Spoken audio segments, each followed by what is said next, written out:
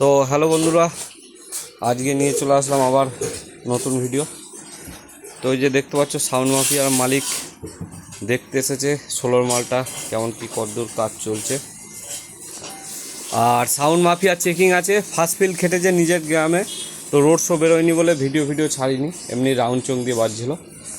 তো চেকিং আছে, যেমন ফুল সেট আপ বাজে সেরমই চেকিং হবে। বাকুলিয়ার নিজের গ্রামেই, ঠিকানা লোকেশন সব দিয়ে দেবো চেকিংয়ের আগে। তারিখটা বলে দিচ্ছি, আজকে বাংলার 30 তারিখ বললাম, বাংলার 30 তারিখ আর ইংরাজি ইংরাজি 14 তারিখ চেকিং আছে।